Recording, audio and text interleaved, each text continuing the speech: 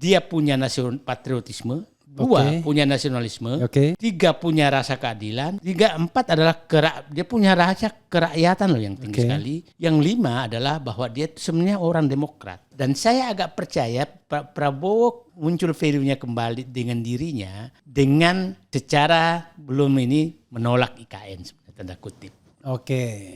Nah, itu Buang sudah pastikan IKN itu tidak akan lanjut. Saya pastikan karena itu pilihannya, saya pastikan betul. Nah, saya melihat di Pak Prabowo muncul dan kita lihat tahu Pak Prabowo kan berjiwa sosialis yang menikmati keteraturan bagaimana negara dikelola selama Orde Baru. Keteraturan loh, bukan kebenaran, tapi keteraturan loh yang. Nah, saya ingin bahwa dia sekarang programnya kan betul-betul kan kembali kayak dulu Pak Harto tuh, pangan, papan, ya kan?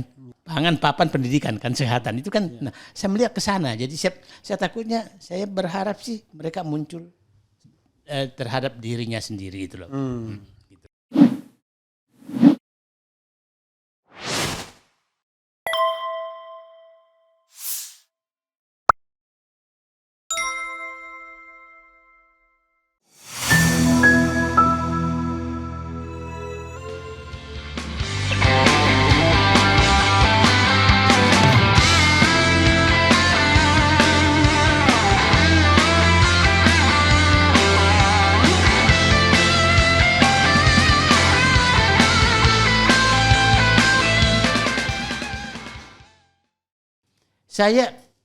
Saya tuh bermitra dengan Sri Mulyani pada saat SBY dan saya hormat betul dia karena betul-betul saat itu bagus sekali. Lurus. Iya. Nah, profesional ya. Sangat profesional. Nah, saya kok berubah. Jadi saya melihat begini. Memang sepertinya mengangkat birokrat itu tadi saya ulangi, mengangkat birokrat itu harus menjadi suluh daripada kebenaran, bukan menjadi alat pembenaran. Sekarang kan dijadikan alat pembenaran. Yeah. Saya ngalami Pak SBY itu karena mungkin dia punya ini, saya biasa berbeda, tapi kalau dijelaskan dia oke gitu loh Pak. Jadi maksudnya oke, saya kalau umpamanya memilih direksi, saya jelaskan oke itu. Iya. Oh, maksudnya oke, masuk akal walaupun itu orang dekatnya dia gitu. Iya, iya. Jadi saya sih sebenarnya kalau mau membenahi negara ini memang ya orang nomor 1 yang harus benar. Oke, kalau orang nomor 1-nya kong kali kong. Kong kali kong selesai. Lalu saya tiba-tiba ini nggak apa-apa kan, pejabat publik boleh dong kita komentari. Ketika Erick Thohir menjadi Menteri BUMN kan banyak orang mengatakan wah ini karena saya dipecat Erick Thohir. Nggak ada dipecat-pecat, tapi oke lah Anda menuduhnya anggap aja benar itu kan. Tapi kan yang harus kita lakukan adalah saya sudah mengkritik kan dari awal dan di YouTube ini juga saya melihat kok Menteri BUMN itu kok bisa ya menggunakan fasilitas BUMN untuk menjadi kandidat presiden. Saya kan nggak salah nggak ada? Ya, nggak sih. Kan itu kan tara kan. Ya. Bahkan kalau nggak salah di awal-awal tahun 2020 sudah keluar itu yang namanya paket sembako Erick Thohir for 2024 gitu loh. Nah, dan itu kan berlanjut sampai kapanpun, sampai hari ini pun barangkali kalau ada kesempatan jadi pilkada DKI dia juga gunakan juga. Kok bisa begitu Daeng? Karena saya lebih lihat begini. Ini kan karena dia tahu di atas juga pasti dia tahu di atas juga melakukan lebih dari itu, maka anak buah berani melakukan itu. Jadi saya punya keyakinan Erick Thohir tahu bahwa presiden melakukan lebih dari itu. Sehingga dia berani melakukan dari itu. Kalau dia tidak melakukan itu, artinya presiden bisa menegur dong, ya kan? Artinya dia tahu apa yang dilakukan presiden. Lebih kacau lah. Lebih kacau. Gitu lah. Nah, jadi, sorry ya Erick Thohir ya, saya tidak ada masalah sama Anda, tapi saya lihat itu fenomena. Saya waktu baru menjabat Erick Thohir, dia panggil saya ketemu, mata lama ngobrol, 2-3 kali lah. Saya mengkritik bagaimana Rini Suwandi, Rini Sumarno. Rini Sumarno mengelola BUMN yang menurut saya sangat. Ternyata jauh lebih parah rusaknya. Jauh lebih parah rusaknya. Ya Rini Sumarno masih lumayan, karena dia nggak punya ambisi untuk jadi presiden gitu. Nah, jadi ternyata lebih rusak ini. Jadi saya sekarang ya lihatlah hasil BUMN. Jadi saya sih menganggap sekarang apa ya? Makanya keluar lagi kemarin penggantian direksi, penggantian komisaris, udah malas saya komentari karena ini orang ini ya saya katakan tadi sudah membuang kriteria profesionalisme ke tong sampah. Rini Sumarno paling tidak pernah membuat pernyataan publik yang seolah-olah dirinya hebat. Misalnya ngasih motivasi, ngasih apa gitu-gitu. Kalau ini kan iklannya banyak banget tuh. Jadi, bahkan bermotivasi tim sepak bola pun dia pakai Bapak Presiden. Itu udah fake gitu saya lihat. Saya bilang, bayangkan itu semua kalau kita ngitung ya. Berapa kerugian negara yang disebabkan oleh Erick Thohir kan untuk kepentingan pribadinya. Itu dulu kan ATM foto dia semua. Iya. Kalau dia bayar itu, berapa dia harus bayar? Di bandara, di pelabuhan. Di pelabuhan tuh dia semua. Itu. Nah kalau ada orang, saya begini sih Pak. Bagi saya, orang yang sudah memanfaatkan jabatan untuk kepentingan pribadinya, di depan saya nilainya 0. Jadi apapun yang dia hasilnya, dikali 0, maka 0. Oke. Jadi bagi saya, Erick Thohir depan saya terkait pengelola BUMN karena sudah memanfaatkan kewenangannya untuk dirinya sendiri, bagi saya 0. Iya, jadi kadang-kadang orang berpikir bahwa wah itu kan karena Anda nggak ada kaitannya. Kalau saya mau diangkat lagi, saya baik-baikin Erick Thohir, Ya. bukan mengkritik dia. Ya. Pertanyaannya kenapa kita kritik Erick Thohir? Ya karena kita paham BUMN itu masalahnya. Ya. Kan saya kan nggak paham Menteri Perdagangan, Menteri apa gitu. Oke, Daeng. Bagian ini ya, bagian sebagai birokrat ini apa refleksi Daeng untuk sebagai penutup sebelum saya bergerak ke dunia politik. Oke. Saya begini, saya ingin sekali kembali birokrat itu menjadi suluh pelurus daripada para politisi, itu satu. Dan salah satu caranya adalah mengembalikan lagi birokrat itu betul jalur karir yang dihormati, yang ada patronnya, yang eselon 4, 3, 2, 1 dan itu ada jenjang pendidikannya. Sehingga yang kedua ini harus steril dari politik. Steril dari politik. Yang ketiga, titipan saya kepada birokrat bahwa Andalah yang menentukan benar tidaknya pengelolaan negara ke depan. Dan Anda kalau negara ini salah maka dosanya juga di Anda. Anda semua. Nah, saya bibit benih-benih itu saya lihat sudah habis, Mas. Saya waktu diangkat Pak Bambang Susantono menjadi kepala otorita IKN. Oh ya, waktu Bambang Susantono diangkat. Betul. Ya. Saya bilang ini saya yakin orang ini tidak akan tahan. Karena saya tahu dia jiwa profesionalisme. Oke.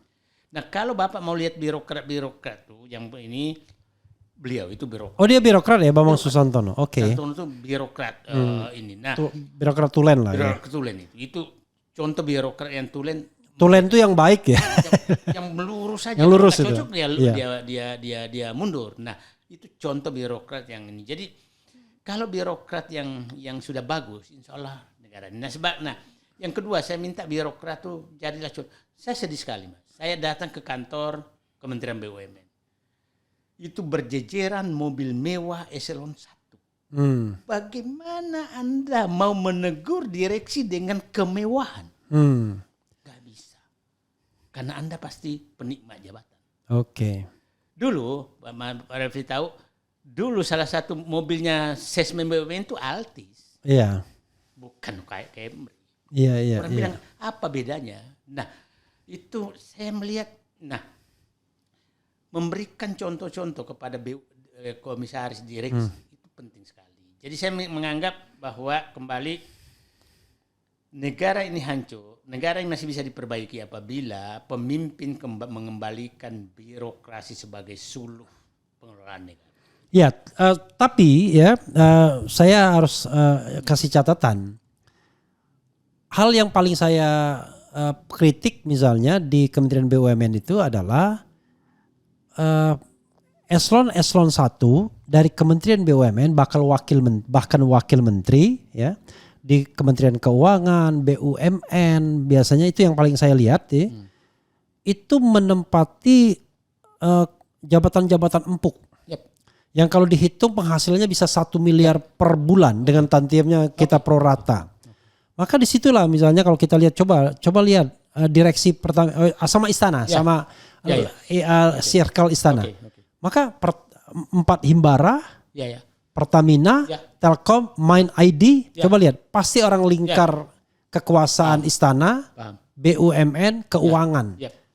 Gimana dia mau bicara tentang good governance, clean government, dia muter-muter di situ aja. Coba lihat dirjen apa, kalau hari ininya nanti di Telkom, besok di Mandiri, besoknya itu. Gimana mau memperbaikinya? Jadi ada kekurangan saya juga yang nggak saya selesaikan. Saya dulu membuat aturan bahwa pejabat eselon 1 anggaplah masih ada kelasnya, kelas A, kelas B, kelas C, kelas D. Iya. Itu maksimum menerima berapa pendapatannya, bukan jabatannya loh. Iya. Jadi kalau umpamanya dia di Mandiri dapat tantiem, mungkin saya kasih tahu begini dulu. Gaji presiden kan 69 juta. Iya. Harusnya kalian juga tuh dapat maksimum 69 juta dong. Iya. Kelebihannya di-store sebagai pendapatan negara. Iya. Jadi tidak berebut kemana-mana. Iya. Nah ini kan berebut kemana-mana. Itu juga kesalahan saya nggak bikin aturan. Nggak bikin aturan itu.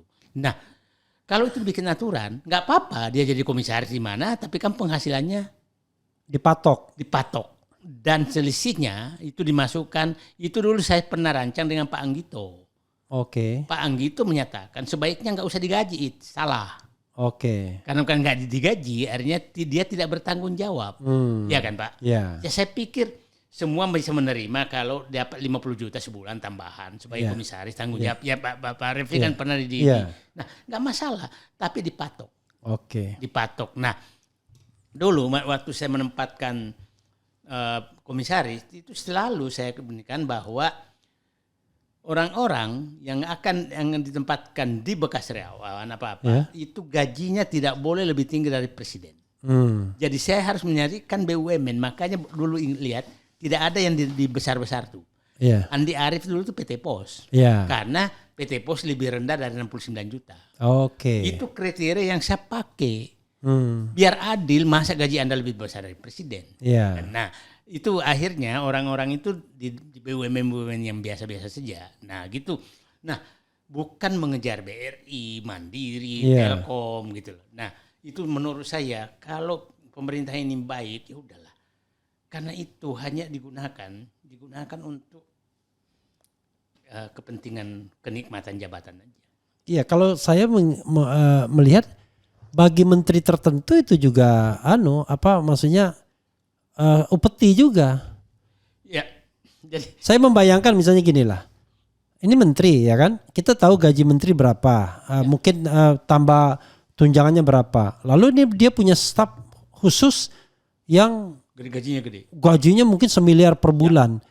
Kira-kira moral hazard nggak menteri? Kalau menterinya orang kaya raya, nggak masalah. Tapi ini pasti. Tapi iya kan? Seorang Rini Sumarno aja yang kita tahu pengusaha, dia ngomong di depan kita selalu bilang, ini loh Pak X ini katanya gajinya lebih tinggi dari dia daripada saya kata gitu. Berkali-kali dia ngomong di depan kita. Nah itu menunjukkan dia saja jealous gitu kan.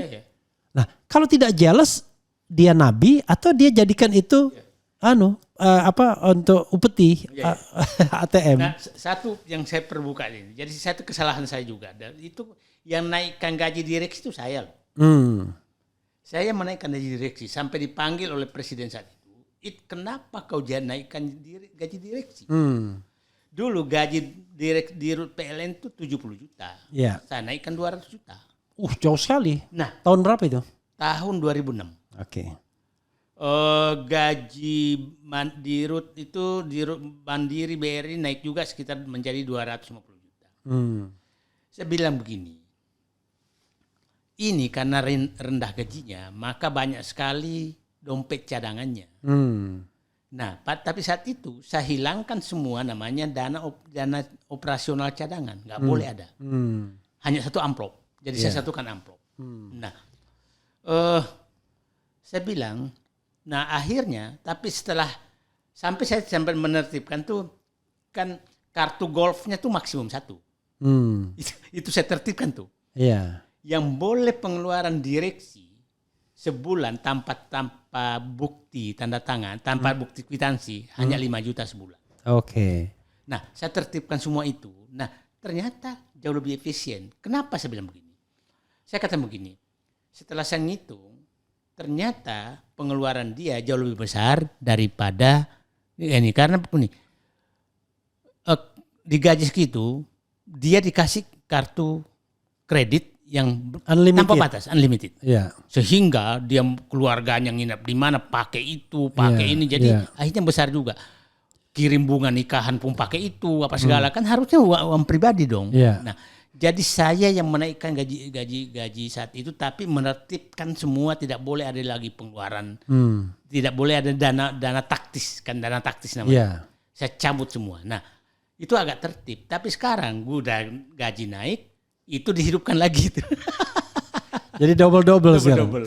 Saya mungkin ya, sobat era sekalian, cobalah sekali-sekali ya, kita ini bicara tentang governance. Anda rela nggak misalnya negara menggaji komisaris BUMN 1 miliar per bulan Ya. untuk jabatan rangkap dan dia nggak ngapa-ngapain. Nggak ngapa-ngapain. Ya kalau rapat bisa sebulan 2 kali lumayan. Kadang-kadang dengan alasan mendampingi menteri lah, inilah itulah nggak datang juga dia rapat. Tapi uang nggak pernah dipotong.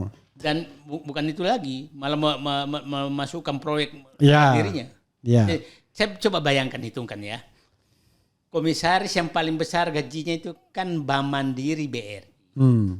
Kira-kira sekarang kalau ini dengan fasilitas semua mungkin komisaris itu nyampe 350 juta gaji dan tunjangan. Belum tantiem ya. Belum tantiem. Tantiem kira-kira sekarang itu saya yakin tidak mungkin di bawah 12 miliar. Ya. Pokoknya 2 digit miliar. 2 digit. Ya. Kira-kira berarti akan dapat 1,5 miliar per bulan. Ya. 1,5 miliar per bulan tidak ada kerjanya. Saya beritahu teman-teman, tidak ada kerja mereka itu. Ya. Itu hanya formalitas rapat, kemana-mana dilayani, dibiayai, dan dapat 1,5 miliar per bulan. Kalau kelihatan kerja, ya itu biar ada formalitas. Ya, nggak ada kerjanya lah. Tapi masalahnya adalah kenapa itu dipertahankan? Misalnya kenapa komisaris harus banyak-banyak misalnya kan? Nah itu yang menarik saya sekarang. Kenapa sampai, kan dulu 5. Ditambah, sekarang bisa ditambah-tambah. Sekarang ada 12. Iya. Ada yang 12 loh, Iya. ada 11. Jadi kelihatannya siapa yang mau itu tambahin aja kursinya. Oke. Jadi nanti biar ada klarifikasi, Daeng bolehlah tanya sama saya kan, pengalaman saya. Karena orang mengatakan, wah itu kenapa. Nah nanti saya bisa jawab itu. Karena saya tidak pernah menyesal menjadi komisaris. Kenapa? Paling tidak saya dapat ilmu baru. Yang gitu. Saya tuh agak heran Daeng sama Puang ya. Puang Daeng. Sama Daeng Puang. Puang, saya melihat bahwa kita tahu 2014 Jokowi menjadi presiden. Siap. Tetapi di akhir-akhir masa pemerintahan Jokowi, bahkan di pertengahan, Puang sepertinya sudah tidak happy. Ya. Dan kelihatannya ingin gabung dengan kubu yang satunya. 2019 ketika terjadi rematch gitu ya. Kenapa? Padahal kan waktu itu Puang masih eselon 1. Yep. Masih menjabat sebagai komisaris Bukit Asam itu yang grade berapa? B+. A itu. Ya kan? Dulu tantiemnya itu waktu itu 2M lebih. Wah, 2M lebih. Saya aja di Jasa Marga mentok-mentoknya cuma 1 M doang ya. Coba bisa diceritakan ini karena ini sepertinya sudah membuka insting politik Puang karena setelah itu menjadi tim Anies dan lain sebagainya. Silakan Puang. Jadi 2014 memang kan saat itu masih PNS. PNS kan nggak boleh menjadi tim sukses. Tapi di balik layar saya karena pasangan dengan Pak JK, Pak Yusuf Kalla. Oke. Nah, Pak Yusuf Kalla salah satu patron politik saya. Jadi saya tim suksesnya Pak JK di balik layar lah. Oke. Membantu semuanya. Nah terus dan saya lihat bahwa sampai 2016 Pak Jokowi itu di jalan lurus loh. Terlihat dari menteri-menteri yang diangkat. Ada Rizal Ramli, Sudirman Said, Anies Baswedan, Ferry Musilal Baldan. Itu aktivis-aktivis yang lurus. Ya kan yang punya Rini Sumarno juga track recordnya bagus. Iya kan? Orang-orang yang masih ini. Nah, pada saat reshuffle pertama, kok ini nggak benar orang ini. Tapi sebenarnya saya muncul kecurigaan tuh pada saat kami sedang bongkar Papa Minta Saham. Papa Minta Saham 2015. Iya. Nah, itu kan ribut sekali. Dan saya dengan Pak Sudirman Said betul-betul ini harus dibongkar. Oh, waktu itu posisi saya Puang staf khusus menteri ESDM, oke. Dan yang semua dokumen tentang Papa Minta Saham di kantong saya. Oke. Saya paham betul semua. Nah, terus kita ditegur. Diminta menghentikan. Nah, di situ saya bilang, oh ini orang ini di publik mau dapat namanya, tapi di dalam kita ditekan. Disuruh menghentikan kasus Papa Minta Saham. Yang negor sih siapa? Pak Jokowi. Langsung ke Sudirman. Oke. Sudirman Said memberitahu saya. Oke. Nah, saya dipanggil saya lapor ke Pak JK. Ya. Dia bilang ini orang menurut Presiden itu apa? Dia bilang ini orang kuat semua di baliknya. Mas Refli masih ingat waktu saat itu pidato dia hampir maghrib, Pak. Dia itu maksudnya Jokowi. Yang menyatakan aku ora sudi namaku dipakai. Oke. Ketua keluar kata gitu. Ya. Padahal 2 jam sebelumnya kita ditekan untuk menghentikan. Tapi karena kita tidak mau. Jadi kalau begitu udah aktual betul ya. Ya. Kita nggak mau, kita harus lawan. Ya. Sampai saya menyatakan saya rela dihilangkan oleh kekuasaan demi membongkar kasus ini. Saya katakan gitu. Ya. Saya akan hadapi. Nah, nyampe ke sana, muncul, aku ora sudi. Jadi ini munafik nih. Ya, nah, di situ saya mulai ini nggak benar orang ini. Nah, banyak hal yang terjadi diminta mulai belok. Ya. Nah, jadi saya oke, ini nggak benar. Nah, kita mulai setengah hati dan nah saya melihat ini ada beberapa ini dan saya Pak Refli saat itu juga kok mulai goyang-goyang nih saya bilang. Mulai goyang di tidak lagi pro benar ke Jokowi. Ya, karena 2016 kan saya kan udah keluar. 2015 bahkan saya udah keluar sebagai staf khusus kan? Nah, keluar staf khusus dari sana. Ya. Nah, terus ini mulai orang-orang jadi kita ini terpesona dalam hampir 2 tahun lah terpesona. Ya. Nah, sehingga saya tadi menemukan bukunya Pak. Harapan itu bernama Jokowi. Nah, jadi ini bukti Pak Refli harus pernah terpesona sama Jokowi, tapi mungkin karena akal sehatnya lebih menonjol, maka hanya 2 tahun terpesona, berbeda dengan sekarang masih banyak yang sadar terakhir gitu, termasuk Gunawan Muhammad sadar terakhir. Nah, sekarang orang menyatakan kenapa pindah ke ini? Saya bilang kalau orang sudah bekerja dengan tidak baik, maka kita harus pada saat itu saya mengundurkan diri macam-macam. Nah, tapi saya sebenarnya di jiwa politik tuh lama Mas Refli. Saya waktu reformasi 98 saya sudah anggota MPR DPR. Oke. Iya. Oh, karena waktu itu kan PNS bisa. ASN boleh. Boleh. Iya. Nah, saya saat itu jadi kalau orang menyatakan ya Fahri Hamzah tuh ya pendemo yang kita terima gitu loh. Jadi maksudnya saya di dalam dari luar gitu. Oke, jadi di akhir masa pemerintahan Orde Baru ya? Ya masa Orde Baru saya ada anggota DPR MPR gitu. Berarti mulai 97 itu ya? 97 jadi umur 35 tahun. Oke. Jadi saya pernah jadi politikus pernah. Nah, itu saya pikir di 2019 ini kan pilihannya hanya dua. Ya. Prabowo atau Jokowi. Saya sudah membaca di 2000 ini bahaya orang ini kalau terusnya kita ke Prabowo dengan harapan bisa melakukan perubahan. Wah, kita lihat perangnya kayak apa. Nah, tahu-tahu Pak Prabowo merapat ke Jokowi 2019 kan? Iya. Nah, jadi kalau orang menyatakan kenapa saya dulu ke Anies, bukan. Karena saat itu nggak ada lagi juga pilihan, ya kan? Nggak ada pilihan lagi karena Prabowo dengan Jokowi lagi gitu. Jadi saya tidak pernah namanya boleh dicek. Saya itu nggak pernah anti Prabowo, saya anti Jokowi gitu. Nah, karena Prabowo tim sukses pada waktu itu masuk namanya. Nggak masuk namanya, tapi tugas saya melebihi tim sukses. Kan di media kan saya terus muncul. Iya. Oke. Saya dekat dengan Sandi. Oke, dengan Sandinya lebih dekat. Oke. Karena pada waktu itu, jadi memang banyak orang yang mendukung Prabowo bukan karena dia suka Prabowo, tapi karena anti Jokowi. Anti Jokowi. Gitu.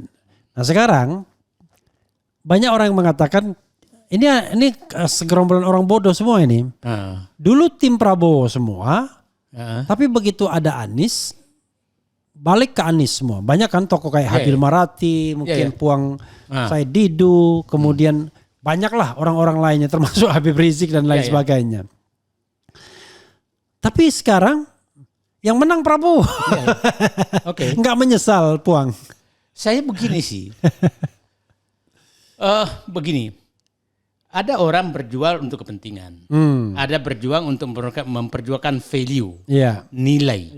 Dan orang yang perjuangkan value tidak akan pernah merasa kalah. Ya kan? Nah, value yang kita perjuangkan kebetulan value dulu ada di Prabowo. Nah, Prabowo nggak pakai value kita cari yang ada value-nya sama. Anies. Nah, sekarang apakah Anies menang? Apakah value itu hilang? Jadi penegasan itu adalah value Prabowo hilang ketika dia gabung sama Jokowi. Nah, value itu hilang, gabung Jokowi. Malah menurut saya terdegradasi sangat jauh. Nah, pertanyaan saya sekarang adalah apakah Prabowo bisa kembali dengan value-nya? Yang saya selalu menyatakan, saya dengan beliau tuh saya ada 5 value Pak Prabowo yang saya pahami. 1, dia punya patriotisme. 2, punya nasionalisme. 3, punya rasa keadilan. 4 adalah dia punya rasa kerakyatan loh yang tinggi sekali. Yang 5 adalah bahwa dia sebenarnya orang demokratis. Dia demokratis. Nah, saya saksi sejarah Prabowo itu. Bukan jangan sampai orang menyatakan muji-muji. Waktu mau beli Kiani Kertas. Saat itu saya sesmen BUMN. Datang Nelu, Dirut Mandiri. Pak Sesmen, ini ada yang mau membeli utangnya PPN di Kiani Kertas. Siapa? Pak Prabowo. Saya bilang ini gede nih, 3,2 triliun saat itu kira-kira. Enggak, dia punya uang cash. Datang, ya saya mau beli. Saya tanya, Pak, buat apa Bapak beli? Ini kan perusahaan rugi. Dia bilang, kalau ini dibeli asing, maka bandara yang dimiliki Kiani Kertas bisa dipakai untuk pesawat asing. Ini nasionalismenya oke benar orang ini. Kan pasti rugi. Saya menganggap ini pekerjaan besar, beras. Besar. Jadi saya minta Pak JK, Pak ada laporan nih. Oh ya bagus tuh. Suruh ke sini akhirnya ke JK yang menangani karena saya anggap ini pekerjaan. Nah, di situ saya cek nasionalisme dia oke banget dan patriotisme. Nah, sekarang pertanyaan saya, kalau Pak Prabowo kembali ke dirinya, maka saya punya harapan. Kemarin ini kan tertutupi oleh Jokowi gitu kan. Nah, sekarang gitu loh. Nah, bukan terjadi persaingan. Karena sama-sama value-nya. Dan saya agak percaya Pak Prabowo muncul value-nya kembali dengan dirinya dengan secara belum ini menolak IKN sebenarnya, tanda kutip. Oke. Nah, itu Buang sudah pastikan IKN itu tidak akan lanjut. Saya pastikan karena itu pilihannya, saya pastikan betul bahwa itu tidak akan lanjut. Kalau mau diapakan, saya begini hitungannya. Ini kan udah terbuang 72 triliun. Ya kan? Kalau dilanjutkan dan tidak ada investor, maka kan kira-kira menurut Bambang Sudantono itu IKN ini bukan 490 triliun loh, hampir 1.500 triliun butuhnya anggaran. Mending kehilangan 70 triliun daripada kehilangan 1.500 triliun. Dan kehilangan tanah yang diperkuasai orang 190 tahun. Kan kira-kira pilihannya begitu. Terus mau diapakan itu? Ya jadikan aja ibu kota Kalimantan Utara kek. Nah, Kalimantan Timur. Kalimantan Timur. Jadi kalau saya sih dihadapkan, dan Pak Prabowo sepertinya memahami itu. Yang kedua, saat pembahasan tentang UKT, biaya